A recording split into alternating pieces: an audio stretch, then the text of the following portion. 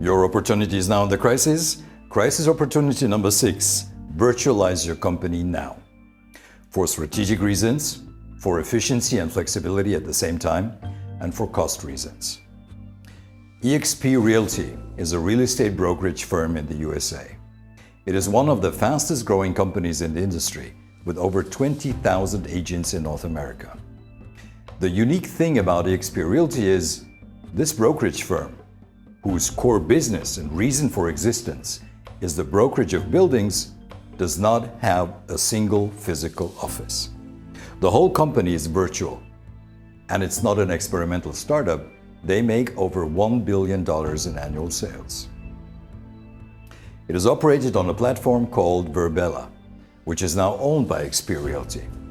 And some big organizations and schools are already running such platforms or are run on such platforms. But seriously, as a replacement for physical companies, this is still rare. In the public perception, working from home is already big innovation, which has confronted quite a few with big difficulties.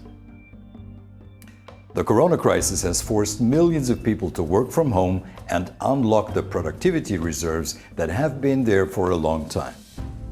We at the Future Management Group needed just one decision, and from then on, the entire team worked from home. Yes, it's easy for us. And of course, it's not that easy for employees in production, assembly, or direct customer service. But even with these tasks, more is possible than you might think at first. Working from home is only the smallest step you could take, as the example of eXp Realty shows. Yes, of course, a personal conversation is more impressive and effective. But if you know each other, a video conference delivers 70% of the effect of a personal conversation. But it only costs 10% of the personal conversation.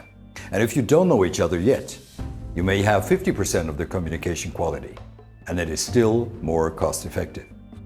It's not just work from home, but work from anywhere to anywhere. Not just Teams, Zoom, and Skype, but virtual 3D worlds. No, that's not just a gimmick anymore. Tesla has been selling its highly emotional cars only online since 2012. And the next step will be totally virtual car dealerships. The possibilities to experiment playfully, to virtually self-assemble the car in all variants are fascinating.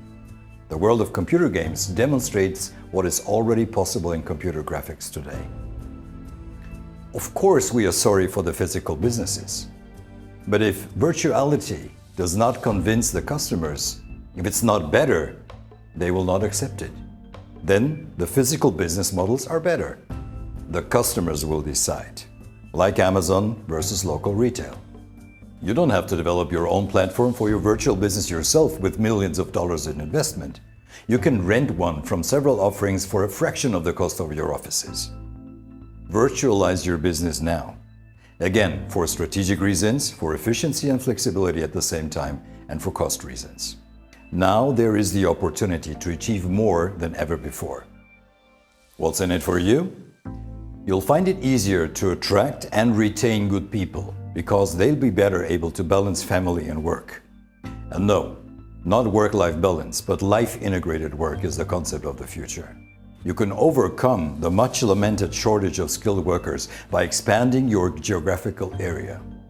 You can hire employees all over the world. And we should have a conversation about shortage of skilled workers at some other time.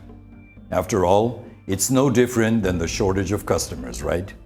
It's a question of your strategy, your offer, and the price.